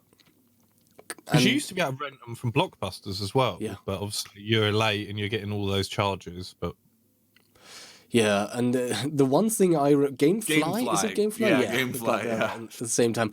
Maybe that was it. And the one thing I always remember when people who, I never signed up, but people who were signed up, the one thing I always remember them saying, the one story always was, I've had this game sitting on my desk for 3, 4, 5, 8 months now, and I've not played it at all, but I keep paying, I've bought it twice over in the time I've had it sitting on my desk. So, yeah, that's definitely how it goes, right? Yeah. Goody then. So we have a little bit more time. Yeah, go ahead. It's Super Bowl Sunday. Do we want to throw a Super Bowl prediction out? It's Patriots versus the Rams. I know it's not as big over there for you guys, but I like to watch it. One. I like to watch it. But when you say, I've heard of the Patriots, are those the guys with the eye patch? No, that's the Raiders. Okay, that's me out already.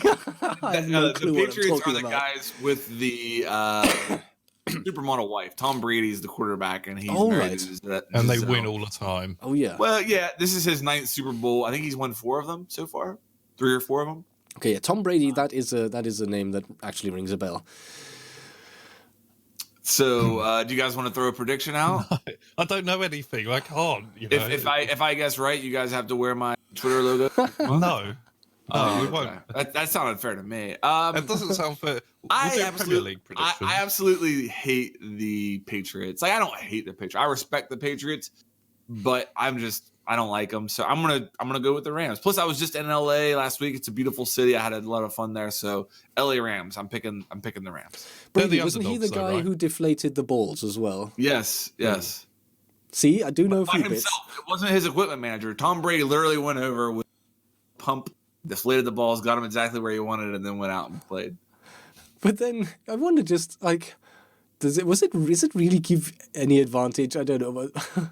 About getting off topic, but the Rams owner is the guy who owns Arsenal, so that might relate to you guys a little bit deeper there. I don't watch football either. I've been watching the Six Nations rugby. There's some sport. That's a proper sport. Yeah, that's good to watch for sure. Otherwise, yeah, I might catch the Super Bowl, but Do you guys follow rugby closely? I know we're going way off the rails here, but I just want to ask this because it's a big deal in America, and I would expect it would be an even bigger deal in rugby. Concussions. Is there a lot of stuff going on around that right now with rugby? Not Even as in football. Not as much, Even I think, football, as yeah. American football. American football, there's all this sort of micro concussions and stuff like that.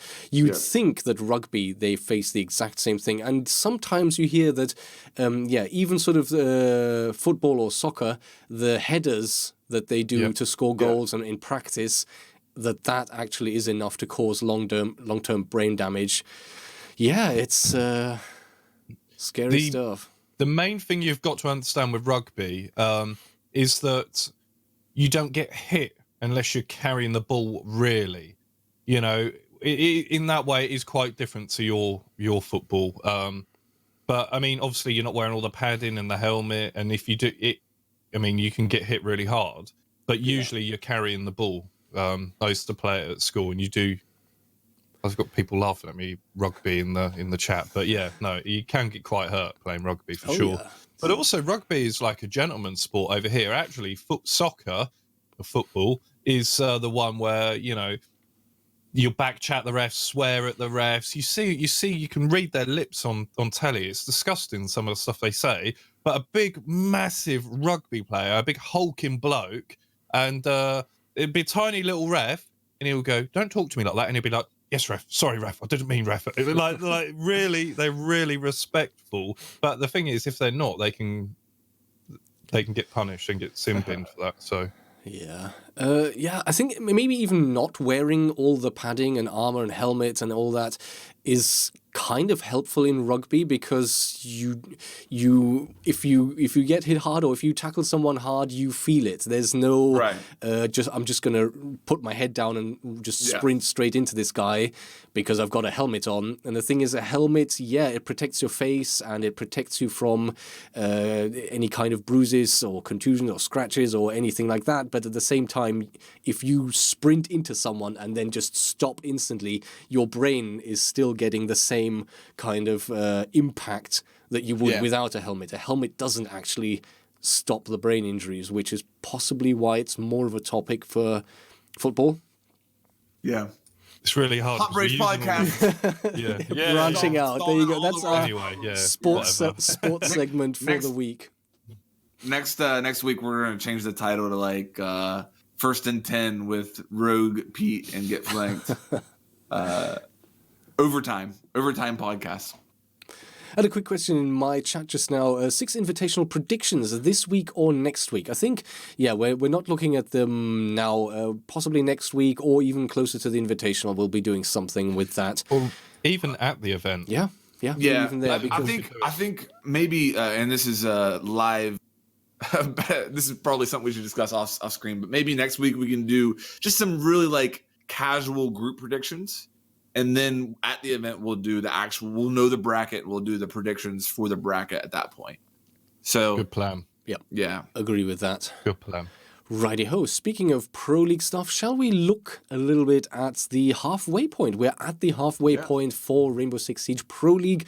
Let's look at the standings so far and how things are going. Starting off with EU, we have Team Empire still at the top. They have won 6 of their matches, only drawn once, and they're at 19 points. Lestream, which used to be mostly Millennium, kind of a mixed team now. They're number 2. There's a second with 13 points. Then we have Penta, which is, of course, a new team, not the old Penta, 11 points. Ents at 10, Chaos on 9, and G2, the former Penta, on 9 as well, in 6th place. Mockit, the predominantly German team, on 7th with 6 points. And then Team Secret, 3 points. Oh. They have won 1 match. That's where they got their 3 points. And they have lost 6 matches so far. The match they won was actually against G2, was it not? I think. It might be. Pretty sure it was. It might be. Yeah, Yeah, now, it was. normally in the past, we would click on a team and it would show us basically their match history for the entire season. Someone somewhere at ESL probably decided that that's not a great feature and we want to get rid of it. So No. yeah, it's gone. You can click on the Bring it name of the back. team and it just shows you the team members.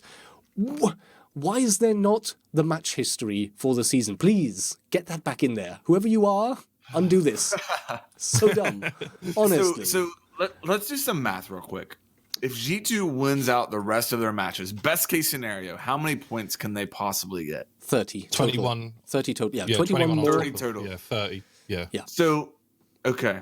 So they can still win it if they have an unbelievable second half.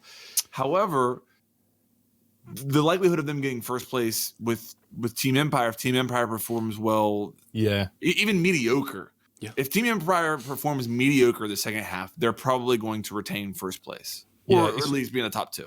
It's not just out of their hands. It's so far out of their hands. It's unbelievable, isn't it? That Yeah. points difference, that gap is not, it's not small. I think that second place is much more achievable for them. Yeah, but still, I mean, scary because Lestream, if Lestream wins every match in the second half, except for their match against G2, Lestream would still hold on to second place. Team Empire could do them a favour, I suppose, if they beat them. Yeah, Yeah. any team could. Yeah. Yeah. Yeah, I mean, So, Team Empire, they only need to win 4 matches out of 7. If they win 4 out of 7, that's it. They certainly can't be caught by G2. And other teams will struggle as well. I mean, yeah, 6 and 1 draw is... G2's in a position where they still have a lot to play for, but it's not 100% under their control. And that's shocking. Yep. They need some help. They need some other teams to lose. Which, there's a really high possibility that's going to happen. But still, I mean, they could go and they could perform really well in the second half and still not make land. Yeah, exactly. And I mean, in every match, there's always going to be either draw or then one loser and one winner. What G2 almost needs is everyone to lose, and that's just not going to happen. We're going to see winners, and in the second half of the season, you'll get Team Empire and the Stream and Penta and ENCE and Chaos, and they will still be picking up more points. Yeah, it's going to be tough. Yeah, Team Secret. I think at this point I want to see them get their act together for the second half of the season, and obviously avoid auto relegation. That would be the big goal right now, and just get back into shape so that they can hit the ground running for next season. Yeah, just avoid that relegation, get into that sort of sixth spot there. It's a real shame that in the casts of the Pro League matches, we only ever get to see interviews with the winning team, because I would have really liked to see some more interviews with Secret and Mocket and G2, just to get more insight into what's going on with them, what's going wrong. Do they have an explanation for why they're struggling so much? I agree with that. I think they could almost be more interesting interviews for the viewer, but more obviously not particularly comfortable experience for the guys, subject to getting beaten and then called on for an interview immediately after. Yeah, that's fair.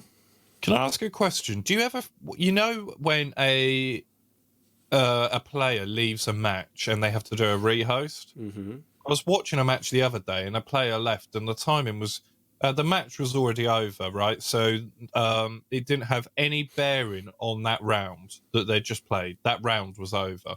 Then a player left, and the player that left was on the team that lost that round, and they were on a bit of a losing streak. And then admin goes, "Oh, rehost," but that is like a timeout for that team to just get it together, and maybe have a little bit of a team talk, what's going wrong, sort their heads out. Do you ever wonder if pro teams do that intentionally? Because, for example, at the LAN events, they introduce the tactical timeout or whatever it's called, where the coach and the captain can call a timeout once per map, I believe. Do you ever wonder if teams do that online? Oh, I'll just hop at Alt F4 and we'll load back in. It's the end of the round, and we have our own little tactical timeout. Because I suspect they do. You think so? Yeah, I do. I think teams do that. Yeah. What do you think, Flank? Did you catch that? No, repeat the question. I'm sorry. Sometimes when you're watching, and it's rare, but when you're watching the Pro League, you'll see at the end of a round, and I've seen this from the losing team, where they'll leave the match and then the host will say rehost. Yeah. Do you ever wonder if they do that? And by the way, I'm not saying they're influencing the result because the round's over, but do they do that for their own little tactical timeout? I think to think that that's never happened is probably foolish. In all honesty, especially with more and more teams having team houses and all being in the same room playing, there would be, you would think, more benefit to that. Because they can literally all huddle up and talk about what's going on during the rehost. But I do think that I don't think that happens the majority of the time. I'd say it happens on occasion, but the majority of the time people disconnect. I would say it's a genuine disconnect. I have a comment in my chat saying that there are only 3 rehosts. I have to check up on those rules to be able to comment. Yeah, I believe that's true. Okay, I believe that's true. Yeah, as far as I know. Yeah, I suppose it's not impossible. Let's take a quick look at these standings for LATAM. And again, this is sort of mid-season, so we've played half of the season so far, 7 matches down, 7 more to go after the Invitational. And at the moment, again, very much like last season, very, very balanced playing field in Latin America. Immortals on 15 points in the number 1 spot, followed by Team Liquid also on 15 points, and then Ninjas in Pajamas on 14 points. And only after that we start to see a little bit of separation. Red Devils in number 4 spot at 10 points, FaZe Clan on the number 5 spot for 9 points, 8 points for Black Dragons, sixth place for them. And then right at the bottom, we have Pain Gaming in 7th and Ints Esports in 8th, both on 4 points. I mean, it looks like FaZe Clan and Ninjas in Pajamas kind of places this season, huh? I mean, Ninjas in Pajamas struggled last season. I think they had to play their way back in this season, or they were either that or they're in 6th spot. So FaZe Clan struggling is a little strange, but I'm glad to see Ninjas in Pajamas performing better this season. Yeah, for sure. Immortals, again, up there. They were number 1 spot in the halfway point of last season, and then kind of struggled throughout the second half of the season, to the point where I think actually they ended up dropping out of the top 2 spots to go to the finals, if I remember correctly. Immortals? Right? Yeah. Immortals made it. No, Liquid is the one that dropped out. Yeah. Oh, right. Okay. Liquid is the one that struggled at the end of last season. Okay, then I misremember that. But at least, yeah, they were in the number 1 spot halfway through the season, but then fell away and struggled afterwards. So we'll see if they can keep their form going into the second half of this season. Righty-ho. Let's then look at North America and see what we can come up with there. Evil Geniuses is in the number 1 spot. They've been doing quite well. 6 wins, 1 loss, 18 points for them. Followed by Team Reciprocity, which is formerly Cloud9. They're on 16 points. Then number 3, 16 points as well, is Dark Zero Esports. Number 4 is Rogue. Number 5, Space Station on 7 points. Accelerate Gaming is number 6 on 6 points. Auglis, number 7 on 4 points. And Rise Nation. They've managed to get a win. They're on 3 points now. They beat, I'm pretty sure Rise beat Space Station, right? And it wasn't even really that close. Space Station is a really strange case this season. You see them play, and at times I watch them. They qualified for the Invitational. They're going to be there. And at times you watch them play, and they look like the best team in NA. I'll straight up say it. And then at other times you watch them play, and you just you scratch your head and wonder, where was that team that I saw the previous match? And consistency, maybe that's the big thing that they're missing. I don't know what it is with them, but Rogue got a nice couple wins there towards the last couple of weeks to put them within a striking distance. You know, they're in that 4th place, and it was looking like the top 3 teams were just going to run away with it. But I would say Rogue right now is within striking distance. It's not going to be easy for them to get back up on that top 2, but they still have a lot to play for. Dark Zero beat Team Reciprocity on one of the play days last week. That was a big win for them. And then obviously Evil Geniuses, I think they beat Orglis to get the number 1 spot. They lost the number 1 spot for like a day to Team Reciprocity, and then gained it back with that. So kind of I don't know. I would say the surprise maybe in NA is that it was in 4th. But other than that, I'm not really that surprised. It looks like the roster change for the former Cloud9 roster to Team Reciprocity was a good move that has helped them out a lot. I mean, there's nothing to say that they couldn't be in this spot with Goddess, but I will say that this team looks really, really good. They look better than they did last season, and there could be a lot of different factors involved there, but they're in good form right now. Wasn't it Team Reciprocity that beat Evil Geniuses? Yes. Okay, because I can't. But then lost to Dark Zero. Right. Well, that's good in a way, having that competition at the top there. Yeah, and we had an interesting suggestion on Twitter. I don't know if you guys saw it, where they said maybe we could recommend each week the VOD of the week that we recommend that viewers go back and watch. If they only watch one Pro League match from the previous week, then which one would we recommend? I'm probably going to recommend either the Evil Geniuses versus Team Reciprocity or the Team Reciprocity versus Dark Zero. That would be the one that I would recommend. I feel bad that I've spoiled it now for people if they do. No. I don't even think it's that. It's just, which one was the most accurate, the closest match. That's probably the 2 that I would highlight. If I was picking one or the other, I would probably say Evil Geniuses versus Team Reciprocity. It was an interesting match. So here's a question. If Dark Zero beat Team Reciprocity, shouldn't they be ahead based on mini-league points? Yeah. Yeah, they should. Weird. Because the head-to-head is the first tiebreaker, right? Yeah, exactly. The first tiebreaker, they call it mini-league points, and that's basically how did the match between these 2 teams play out. And if Dark Zero beat Reciprocity, then they should be second. Maybe this is then wrong. Maybe. Well, they should be switched around. I don't know why. Yeah, that's a little bit strange. Yeah, there it is. Dark Zero last week beat Reciprocity. Interesting. Okay, so that is actually then incorrect. So Reciprocity is third, and Dark Zero is second. There we are. I think whoever did this maybe looked at the round difference first, but round difference only comes much, much, much later. Or does it? Yeah, I'm pretty sure it does. It's the next level, isn't it? Yeah. It's the next. It's head-to-head and then round difference, I believe. Yep. Head-to-head first, the points, then head-to-head round difference, then overall round difference, then overall rounds won, and if even then it's still even, then they do a rematch.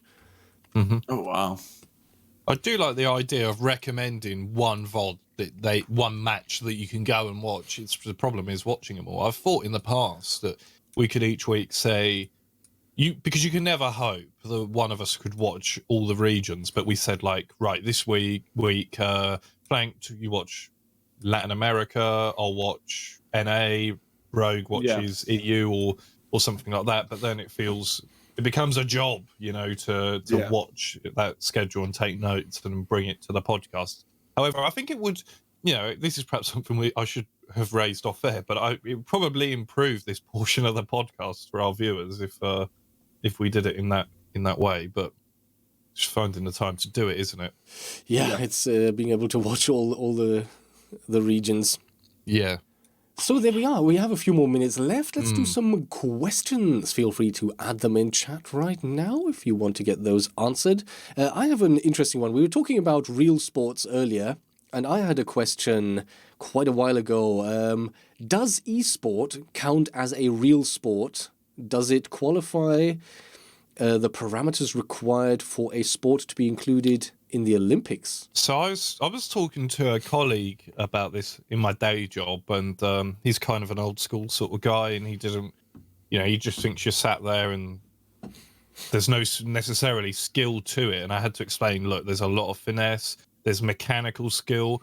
I play video games, and I said even if I trained non-stop for years, I still wouldn't be good enough even to play for these teams. So is there skill involved? Yes. Is it a sport? I don't know. I mean, is chess a sport? Well, I wouldn't say it's chess in the Olympics. I think it was briefly, like 70 odd years ago or something. Look, Rainbow Six would never be in the Olympics anyway because it's a shooting game. If they were going to put a game in the Olympics, it will be a non-violent esport game. They wouldn't have a shooting game.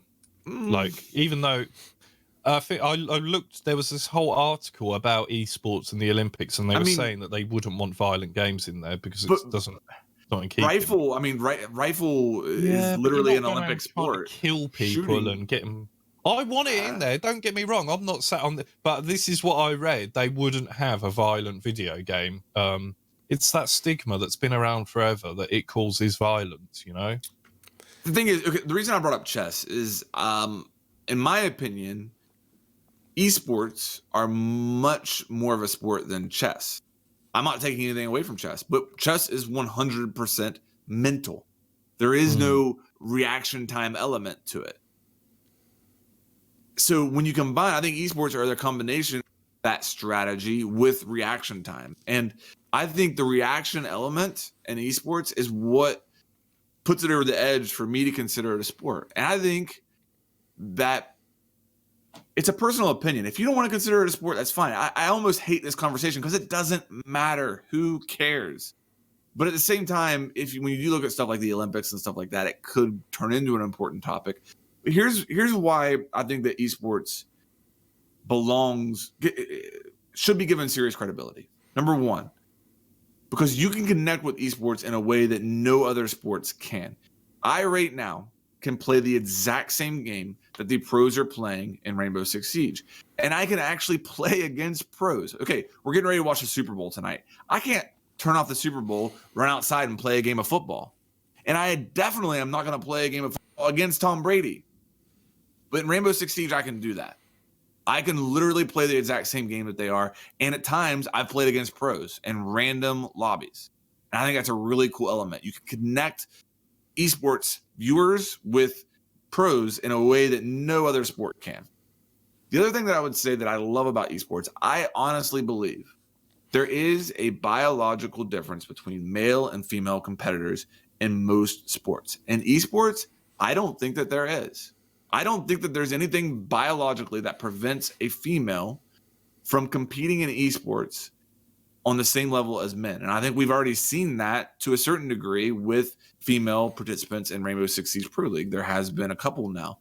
And I love that aspect of it. I think that it can be really the most, I don't want to say gender neutral, but co-ed sport that we have available to us. Yeah, in terms of chess, apparently there was an effort to include it in the 1924 Olympics, but they didn't because they couldn't distinguish between amateurs and professionals. And of course, the Olympics is only for amateurs. Apparently, though, chess has also applied for the 2020 Olympics in Tokyo. Chess and bridge applied.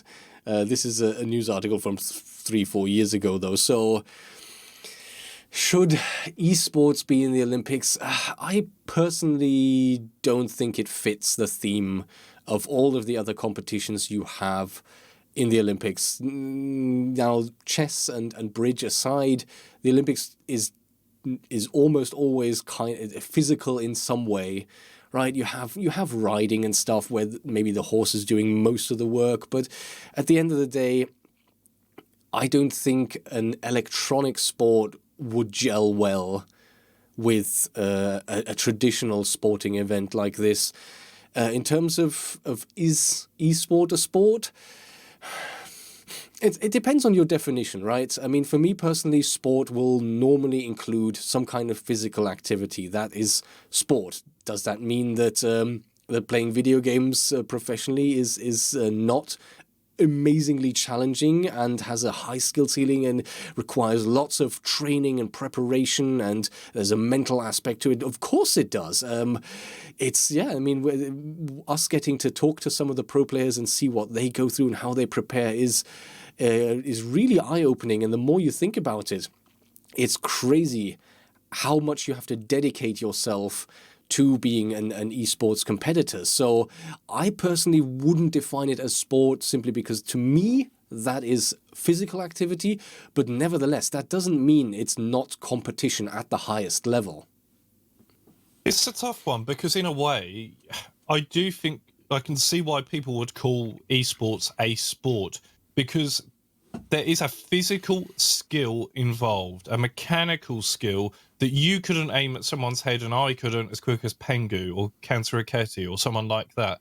There is an actual skill that they have honed over a period of time. So from that point of view, I can see why people would call it a sport, especially when you consider, for example, there are some sports in the Olympics that are very static, Skeet shooting. Rifle range. Yeah, which is very skill-based, but you're not necessarily sweating like you've just run the 400 meters, your fastest ever possible pace. So I think there is some room for debate in there.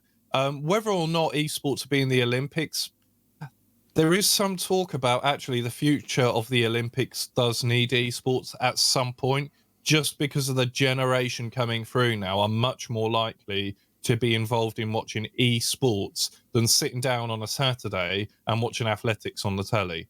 And as that generation gets older, the people that are, say, like 12 years old now, when they're 40, they might actually be more interested in watching an Olympics that has an esport as part of it. And I think the challenge for the Olympics, the committee and that, is to find an esport that they can get behind, right? An esport that chimes in with whatever they say their Olympic values are, that isn't about hunting down and killing people and headshots and blood splatter and shooting through the wall. Whatever they feel would be they've got to come up with this fresh game that is an esport that teams can play against each other, because they're never going to embrace a first-person shooter. What about a combination, like, a heptathlon or decathlon, where we have these athletes that do all of these different activities? What if there's a mixture of esports and then actual sports. Like one day you'll be running a foot race, and then the next day doing something, playing some game, or even better, like you have these triathletes that literally go from bike to swimming to running. You're running, and then you arrive at your station, and then you're playing a game after a race, and then continuing on with swimming or something. Dude, do you remember those old Olympics and track and field games you could get? And often how fast you could run, you'd have to tap the buttons really quickly on your controller. The amount of skin I burnt off my knuckles doing that to beat my brother and stuff. And you say it's not an esport. Well, you know, I think the problem that esports has, and something that needs to be overcome, is what esport is. What title is esport? You know what I mean? Is Overwatch going to be the esport? Is CSGO the esport? Is League of Legends the esport? So if you brought esports into the Olympics, would you bring just one esport title? Would you bring 10 esport titles? Yeah. I honestly think that if esports was one title, in some ways it would be more of a realistic possibility for it to come to the Olympics. Like chess is chess. Yeah, fair enough. But then I think if you look at sort of the Olympics in recent history, we've seen more and more team sports get in as well, rather than just the original track and field stuff. Like we have hockey and volleyball and beach volleyball and basketball and soccer. Even I'm pretty sure the last Olympics had rugby sevens in it as well, which was really entertaining to watch. So you see all of this variety of team sports being added as well. Does that mean we could also see a variety of esports added? I don't see why not. I do think that's the future. I think, you know, if you could fast forward about 20, 30 years, there will be esports for sure. And you'll get Olympic soccer, and then you'll get Olympic FIFA.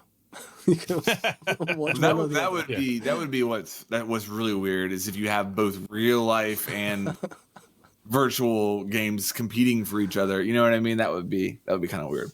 Hey guys, this is Last Dreb in Gaming. Hey guys, I love your podcast. My question, would you be interested in a new game mode other than Bomb and Co? And what would it be like? So just think up a new game mode for Siege. What would it be? Or do you not think it needs one? A new game mode for Siege? You know, the thing is, when we had the year one roadmap, they actually advertised a new game mode, which in the end they decided against implementing.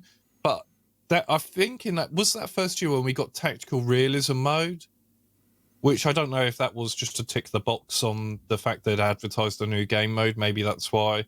I don't really know if Siege needs a new game mode from my perspective added to it. And if they did, it would have to be really well balanced to fit into the current playlist of bomb and secure area and whatnot. Because otherwise people are just going to uncheck it, right? However, like I've said before, I do want them to experiment with the events, right? Like do something really fun. Just don't stick to the formula 5v5. Just do some crazy stuff. You know, you could have one person running, 5 people like hunting them down. Because it's an event, you don't need to worry about changing the whole philosophy of Rainbow Six Siege because it's only here for a week. It's going to be gone. You know, you're not going to ruin the game. But as to whether, my opinion, I don't feel like the game needs a new game mode right now. Yeah. I'd like to have some type of respawn game mode. Like a TDM? Yeah. For training. For training. Yeah. And that's going to be different than the average player. And I can understand why you wouldn't want to go there, maybe if you're the developer, because in order to do it right, you'd probably, I don't know, you can still have gadgets, I guess. But imagine a respawn game mode where you could just go repetitions of gunfights over and over and over and over again. That would be great aim training. It'd be much more realistic than what Terrace Hunt is. I would like to have that, and it would be kind of a fun aspect. But do you worry that might gain in popularity? And next thing you know, Siege isn't about operators and utility or destruction. It's just about Call of Duty. Try it as an event. Yeah.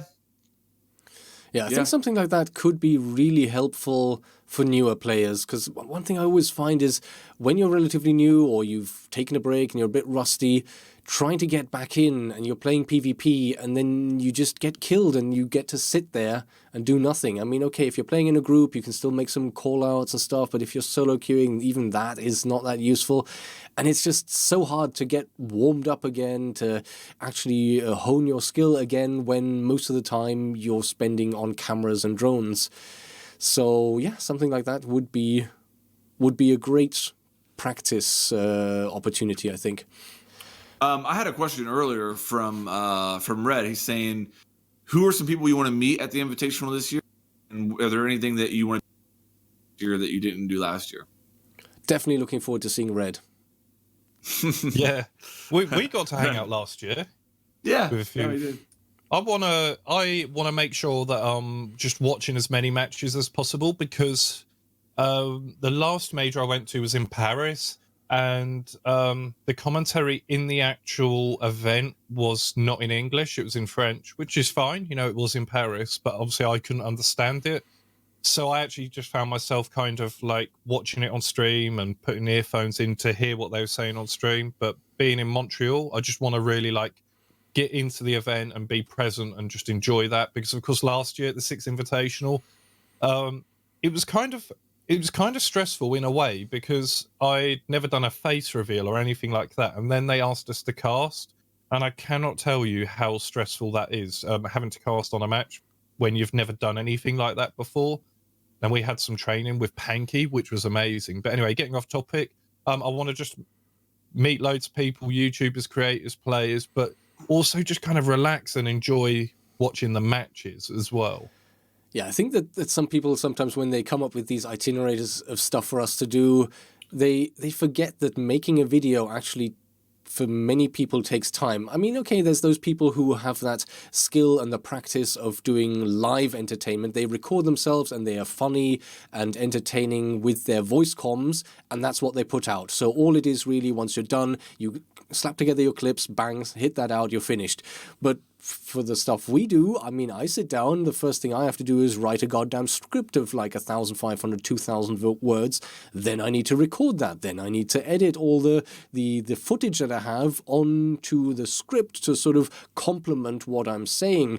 So for me, when we get to capture the new season, for me to get those videos ready and uploaded by Sunday, that's a quarter of a nightmare already, and then we've got all this other stuff on top. So yeah, I'm hoping to actually be able to watch some of the matches, see some of the pro players, say hello in person finally, and all that stuff. Yeah. So hang out with some of the fans there. Apparently there's going to be meet and greets, or so the survival guide tells us, which may involve us, may not involve us, who knows. But yeah, definitely looking forward to just getting out of the hotel room a little bit more, and being able to have the benefit of being at the event rather than just focusing and stressing about getting these videos done. As an insight, at these events, a lot of time you'll be in your hotel afterwards. Like, if you get a chance to capture footage, you'll be making those videos like Rogue said. And then one of the things is you've got hotel Wi-Fi. And I think I spent 12 hours trying to upload a video in a hotel room for a deadline. And it's like, it can get a little bit stressful, because you actually just want to get back out there and watch the matches and stuff. So just a little bit behind the scenes. Most of us, we take a mic and a laptop, and we'll sit in we'll set up pillows as a little echo chamber so that the mic doesn't sound too reverby in the room. I think that the lesson to be learned from this is you should just care a lot less about what? About the quality of your content. You guys care way too much. You just need to put out garbage, and you're good to go. I mean, I tell you what, in Paris, honestly, I built a little tent out of my camera tripod, which of course was far too small. You think of a camera tripod. I mean, it's a small camera, so a small tripod. I was sitting underneath that, and I built like blankets. I covered it in blanket. I was sitting underneath this, all hunched up, trying to record and get decent voice quality out of it. Housekeeping? I'll come back later. When we were in Montreal, Rogue and I was in my hotel room, and we were doing videos for our channels, and it was quite late. It was like 3 a.m. in the morning, and it's that thing when you're recording a video, you never talk in your normal. You do actually elevate your voice a little bit, right? Yeah. And then so we were like, "Hello guys, I'm here with Rogue 9," and he was going, "Hello," and then it was like knocking on the ceiling. We were really cheesing someone off because it was really late. And I said, Rogue, we've got to stop, man. Like, we'll just have to do this tomorrow morning.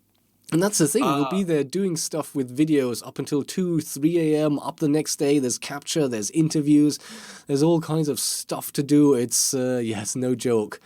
In terms of the venue, before we go on, maybe, in terms of the venue, I really like the Invitational. I know it was smaller last year. But sort of it was set in this basically permanent circus tent, and having this sort of bowl arena where everyone was around and really close to the players, that was amazing. Paris, even though it was larger, I think it was a little bit of a shame because from where we were sitting at the back of the venue, even the large screens they had at the front were so small you couldn't read the kill feed. So I'm hoping more for an arena style setup where you're closer to the players, closer to the screens, rather than just like a theater style setup. As far as who I want to meet, I've been pretty lucky that I've been able to meet a lot of the people that I look up to. There's still some that I'll try and hook up with. But I mean, I think I'll kind of go back to what I mentioned in the earliest. The biggest thing I'm looking forward to is just having people who watch my content say hello to me and putting I see a lot of, like, I read the majority of my comments. Obviously, I interact a lot on Twitch and stuff, Twitter. So being able to put like a face with some of the screen names that I see all the time, some of the usernames, I'm really looking forward to that. So that's the big thing. I'm going to try and, as far as one thing that I want to do this year at the Invitational, I didn't do last year, I'm going to try and maybe eat a little bit better food. Last year, I was just it was my first event last year, the Invitational. That was the first event I'd ever been invited to and that I was ever at. So I think this year I'll be able to handle it a little bit better and just, eat some better food instead of just kind of grabbing French fries and stuff like that. Did you have poutine last year? I didn't, but I'm kind of a picky eater. I don't know if I'll try that or not. Yeah, I probably won't either. I mean, gravy on chips is one thing, just drowning the chips in gravy, but then the cheese curd with that as well is like, it's probably not that healthy. Rogue, what was that place in Montreal where we had breakfast every day? Yes. Egg something. Yeah. Expectations, and it was just this. Expectation or something. They do amazing pancake. All of this syrup stuff with bacon and eggs and all sorts. Every morning. Sweet and savoury. Anywho, as always, that went on more than we were expecting to, and we're kind of running out of time here. So I think we'll save the rest of the questions for another time, as is our wont. This is kind of our ritual. We always get to the end. It's like, thanks for all the questions. But there you go. Yeah. Hope you enjoyed that. Thank you, everyone, for hanging out and for posing your questions, whether we got round to them or not. And we'll see you again soon. Bye. Thanks for watching. See you later, guys. Appreciate it.